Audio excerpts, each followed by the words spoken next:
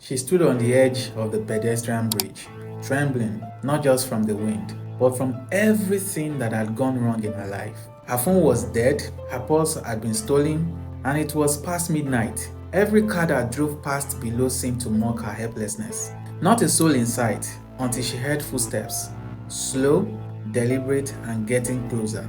She turned, her heart was pounding, and there it was, a tall man in a dark hoodie. He didn't speak, he just stood there. He was just staring at her. In that moment, she had to decide whether to run, to scream, or to trust a complete stranger. But what happened next was something she never could have expected. This is that real story.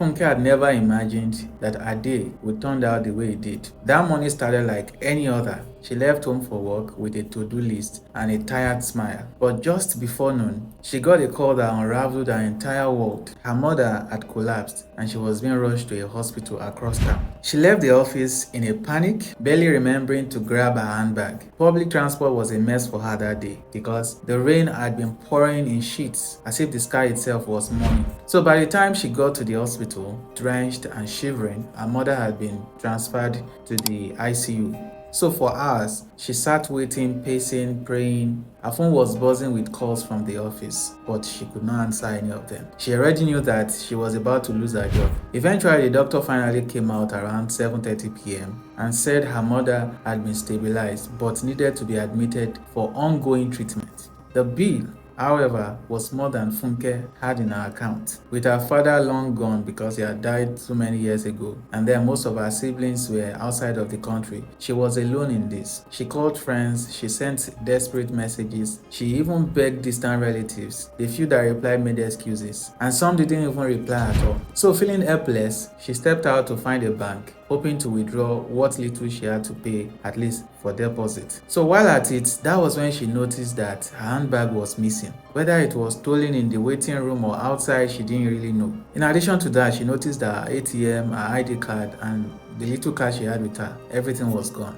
Then, to make the matter worse, her phone battery also died, leaving her completely cut out from this world. No money, no phone, no one she could turn to. So she left the hospital planning to find her way back home somehow, even though it was unclear how she was going to get home. So she walked several kilometers under the drizzle from that rain. She was asking people for directions. Everyone was trying to avoid her because people thought she was not normal. It was wet, she was looking weary, and then she looked mad. By this time, it was getting to around 11:45 p.m. Then she found herself under a bridge along a busy expressway. It was the only way to cross and try to catch a bus from the other side. But as she reached the middle, she discovered that she was so tired. She sat there, tears rolling down freely, sobbing quietly, and that was when she heard the footsteps. There was a man wearing hoodie who approached her without speaking. Funke's instinct screamed danger, but something in the man's eyes held her gaze. He slowly reached into his pocket and pulled out something. It was a small flashlight and a phone. "Are you okay?" the man asked her in a very low voice. Now, the man sat next to her and then told her that, "Can you just tell me exactly what happened?"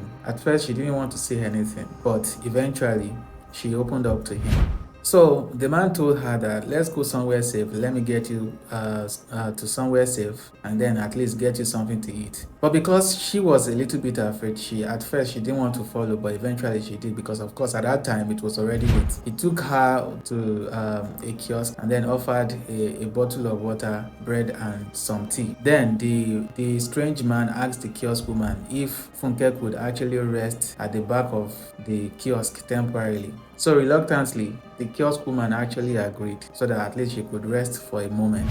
So the man offered Funke his power bank to charge the phone with her, and then he quietly slipped away before she could even thank him properly. When she finally regained some strength and enough phone battery, she called a friend who came to pick her up early the next morning. So after some days, Funke returned to the hospital. So she managed to pay her mother's hospital bills, with the help of her mother's cooperative society. But her thoughts kept going back to the stranger who helped her. So she was thinking who the stranger was and why he decided to help her. She went back to the kiosk several times. She asked the kiosk woman if she knew him, but the kiosk woman said she had only seen him maybe once or twice after that time. So weeks later, Funke was back at work, her life slowly stabilizing. So one afternoon, she saw a breaking news on her colleague's phone. There was a man in a hoodie who had just rescued a toddler from a burning building before vanishing into the crowd. From the blurry CCTV photo, she observed that that was the same man that helped her. And although she didn't see that man again, but something in her changed after that night. She became the kind of person who paid attention to strangers. From that point,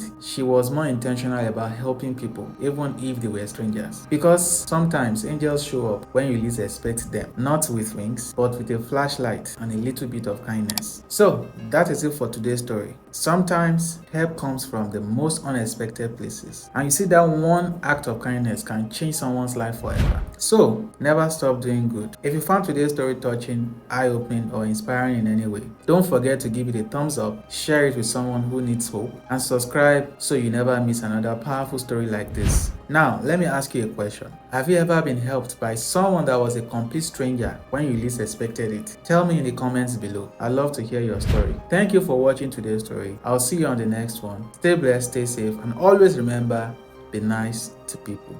Bye for now.